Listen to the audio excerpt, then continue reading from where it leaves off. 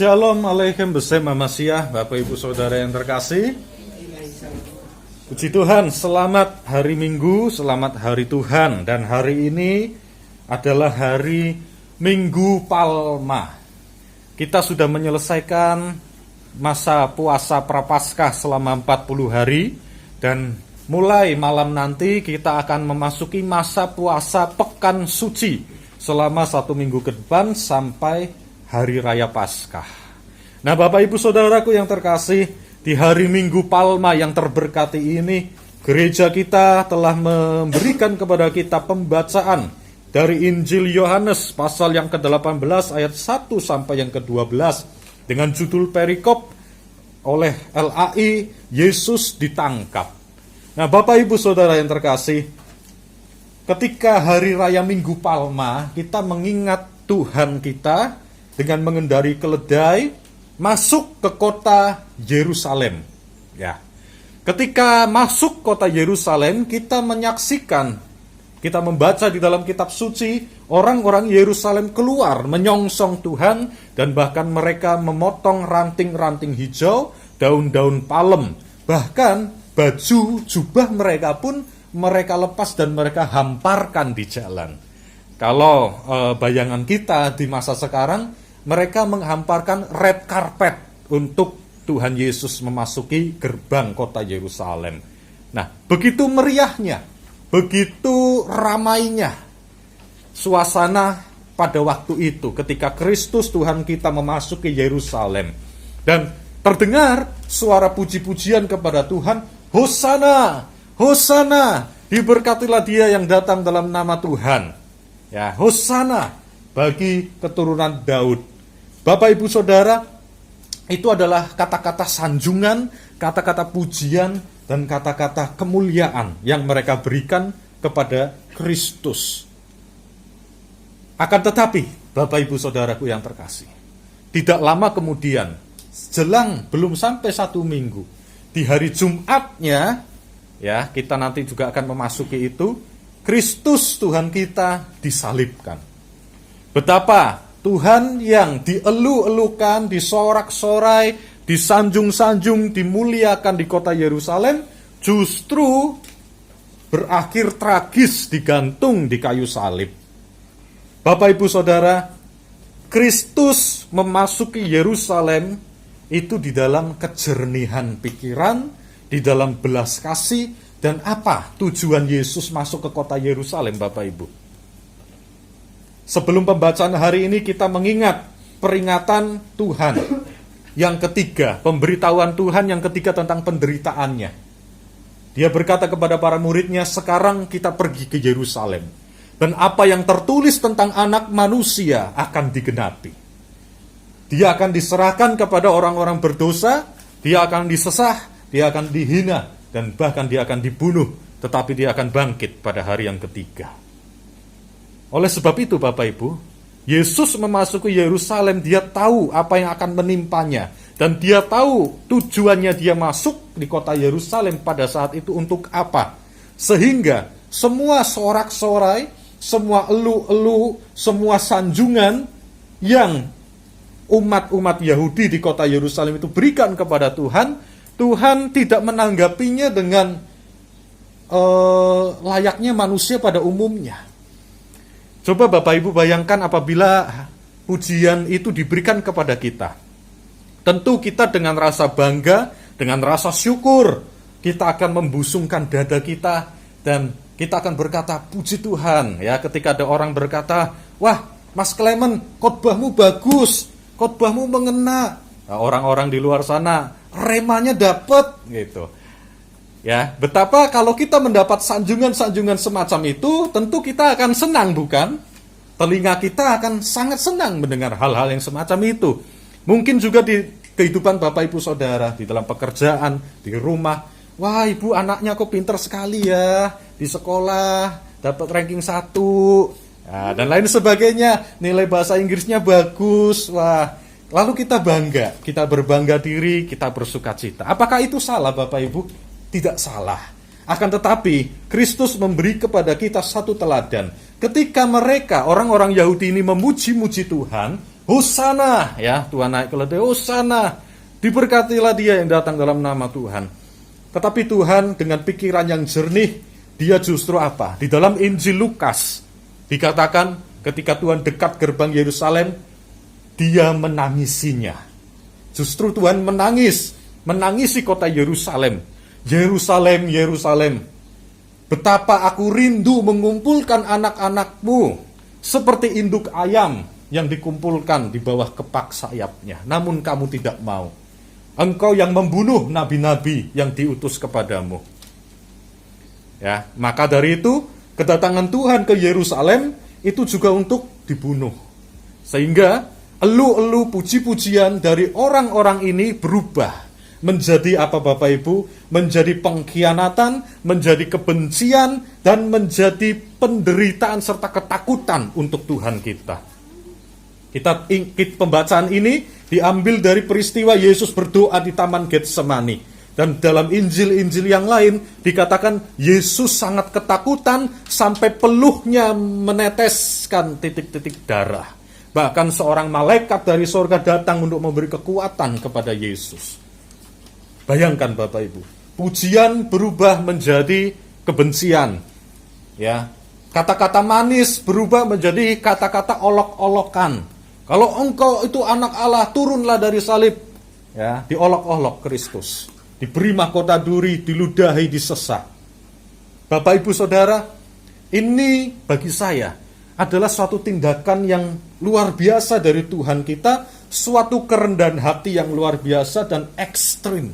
Bapak Gereja mengajarkan kepada kita bahwa apabila ada orang yang memuji engkau atas segala sesuatu prestasi yang engkau peroleh, maka Bapak Ibu, tutuplah telingamu dan jangan dengarkan.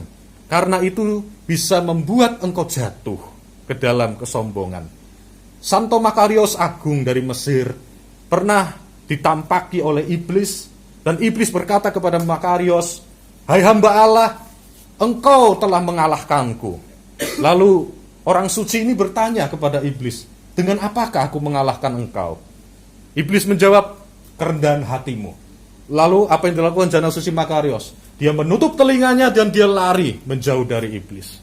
Kenapa Bapak Ibu? Kenapa Jana Suci Makarios lari ketika dia mendengar pernyataan yang memang benar dari iblis? Kerendahan hatimu yang telah mengalahkanku.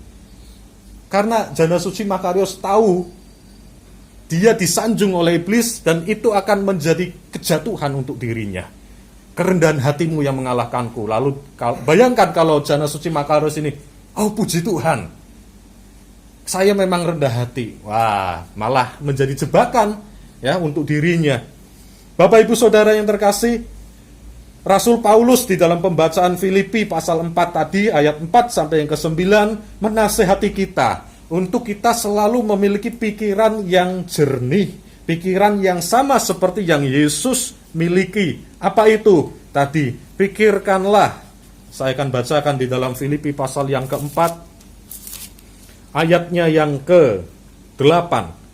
Jadi akhirnya saudara-saudara, semua yang benar, semua yang mulia, semua yang adil, semua yang suci, semua yang manis, semua yang sedap didengar, semua yang disebut kebajikan dan patut dipuji, pikirkanlah semuanya itu. Berpikir sama seperti Rasul berpikir sama seperti Yesus berpikir ketika mendapat pujian dari orang lain. Jangan kita jatuh di dalam dosa kesombongan karena pujian-pujian yang diberikan oleh manusia. Tetapi Bapak Ibu, biarlah pujian itu datang dari Allah, bukan dari manusia. Iman tanpa perbuatan itu adalah mati. Bahkan Jana Suci Gregorius sang teolog berkata, rahmat diberikan bukan kepada mereka yang berbicara soal iman, tetapi yang menghidupi iman itu. Rahmat tidak diberikan kepada orang semacam saya, Bapak Ibu, yang memberitakan firman, ya, yang pembahasannya teologi, tidak. Tetapi itu tidak cukup. Kita perlu menghidupi apa yang kita pelajari, apa yang kita imani. Dan tantangan untuk kalangan para rohaniwan itu jauh lebih berat dibanding dengan umat. Oleh karena itu Bapak Ibu Saudara yang terkasih, anak Allah Yesus Kristus mengambil rupa manusia, bahkan menyentuh setiap bagian dari kehidupan manusia. Saat disalib, ya, nanti di Jumat Agung kita akan memperingatinya. Saat disalib, kita mendengar ucapan dari mulut Tuhan, "Bapa, ampunilah mereka, sebab mereka tidak tahu apa yang mereka perbuat." Bahkan Bapak Ibu Saudara, orang-orang yang tadi mengeluh-elukan Yesus berubah menjadi olok-olokan kepada Yesus. Sehingga jalan ke Yerusalem yang kita peringati hari ini sebagai Minggu Palma, kita bisa menyebutnya sebagai jalan salib. Bapak Ibu Saudara, kalau kita berkendara mobil atau kendaraan bermotor lainnya, kalau kita melihat ada lubang di depan kita, apa yang akan kita lakukan? Tentu kita akan menghindar, ya. Kita akan belok menghindar supaya ban kendaraan kita tidak masuk atau mengenai lubang itu. Tetapi di dalam kehidupan kita secara spiritual, Bapak Ibu Saudara, ada banyak lubang-lubang dalam kehidupan. Banyak kesesakan dalam kehidupan. Apakah kita akan melewatinya sama seperti prinsip ketika kita mengendarai kendaraan bermotor? Atau kita akan menghadapinya? Tuhan Yesus memberi teladan pada hari Minggu Palma ini.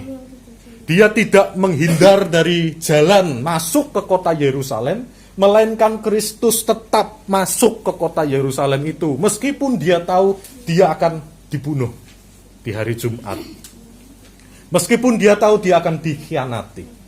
Oleh karena itu Bapak Ibu Saudara, kita semua dalam menghadapi segala kesesakan hidup, baik pribadi, keluarga maupun komunal kita secara komunitas Gereja Ortodoks Indonesia Jalan Suci Petrus Semarang, kita melewati, kita menerobos, ya, bukan melewati dalam arti menghindari, tidak, tetapi kita bersama-sama dengan bantuan doa dari para kudus, dengan bergandeng tangan, kita lewati masa demi masa. Kita lewati, Bapak Ibu Saudara, segala sesuatu yang komunitas ini hadapi. Seperti pergumulan-pergumulan kita saat ini, belum memiliki tempat, it's okay. Kita tidak perlu menghindarinya, tetapi kita jalani, kita lewati. Dimanapun tempat itu ada, tersedia, kita kerjakan, kita lakukan. Inilah yang menjadi kekuatan kita. Sama seperti Tuhan Yesus sudah beri teladan untuk kita. Ketika dia masuk kota Yerusalem, dia tidak menghindarinya. Meskipun dia tahu dia akan dibunuh. Tetapi dia terus masuk.